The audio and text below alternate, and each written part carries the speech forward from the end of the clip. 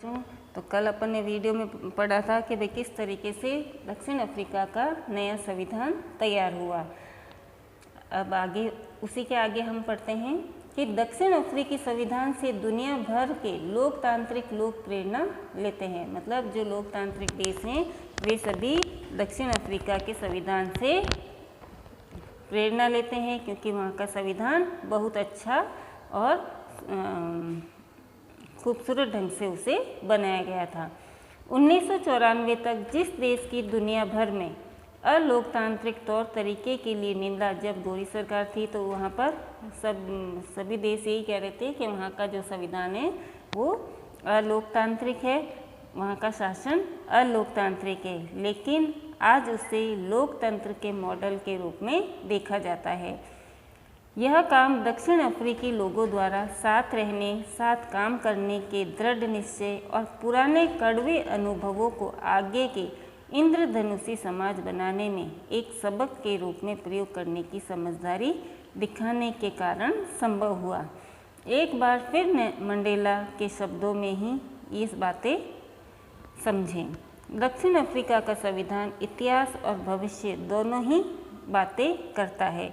एक तरफ तो यह एक पवित्र समझौता है कि दक्षिण अफ्रीकी के रूप में हम एक दूसरे से यह वादा करते हैं कि हम अपने रंगभेदी, क्रूर और दमनकारी इतिहास को फिर से दोहराने की अनुमति नहीं देंगे। एक तो ये संविधान कहता है जो हमारे साथ अतीत में जो हुआ है हम उसे वापस दोहराने की अनुमति नहीं देते हैं।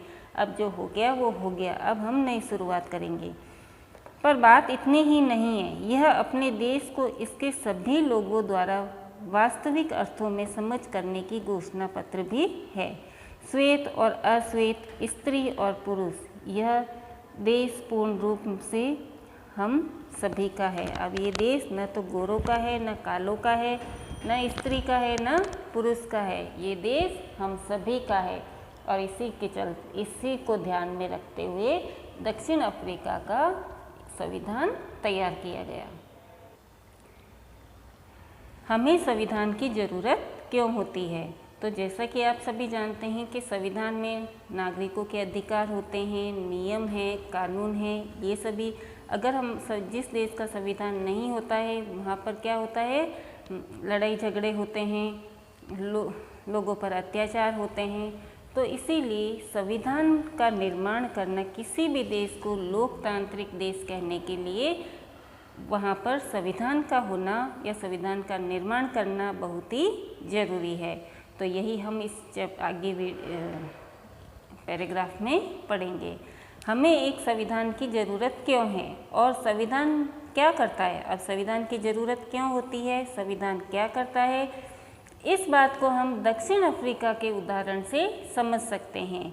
इस नए लोकतंत्र में दमन करने वाले और दमन सहने वाले दोनों ही साथ साथ समान हैसियत से रहने की योजना बना रहे हैं। अब जो अत्याचार करता है और जो अत्याचार सहन करता है वो दोनों ही रहते हैं और दोनों के लिए ही एक दूसरे पर भरोसा कर पाना आसान नहीं होता है।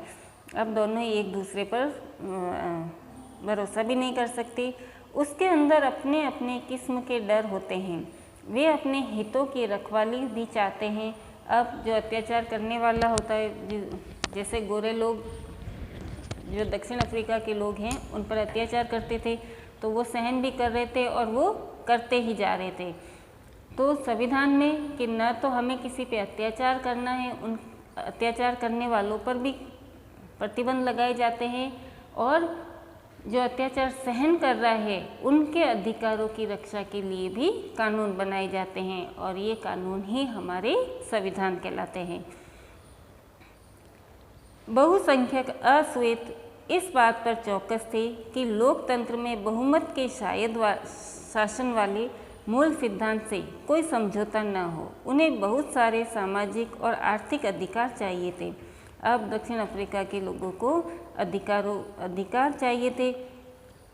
अल्पसंख्यक गोरों को अपनी संपत्ति और अपने विशेषाधिकारों की चिंता थी। अब संविधान का निर्माण वहाँ क्यों जरूरी कि भाई देखो, जो गोरे लोग थे तो वो ऐसा चाहते थे कि मतलब अगर इनको कंट्रोल में नहीं किया गया दक्षिण अफ्रीका के लोगों को, तो वे जो उनके अधिकार हैं वो छीन लेंगे और उनकी जो संपत्ति है वो छीन लेंगे। और इधर जो अश्वेत लोग थे उनको भी ऐसा था कि हमारे अधिकारों की रक्षा होनी चाहिए, हमें भी स्वतंत्रता मिलनी चाहिए, हमारा देश है, हमें स्वतंत्र रूप से यहाँ जो सब जगह आने जाने की और जीवन जीने की सारी स्वतंत्रता होनी चाहिए। तो इनकी ज़रूरतों के लिए, इनके अधिकारों की रक्षा के लिए ही संविधान की ज़रूरत पड़ी। लंबे समय तक चली बातचीत के बाद दोनों पर समझौते का रास्ता अपनाने को तैयार हुए। अब इसी विषय पर बहस चली और उसके चलते कोई रास्ता तैयार किया गया। गोरे लोग बहुमत के शासन का सिद्धांत और एक व्यक्ति एक वोट को मान गए। अब जो गोरे लोग कहते हैं कि हमें भी वोटिंग राइट होना चाहिए, हम भी वोट देंगे, तो पहले इनको वोट देने का अधिकार भी नहीं होता था, तो वो अधिकार इन लोगों को मिल गया।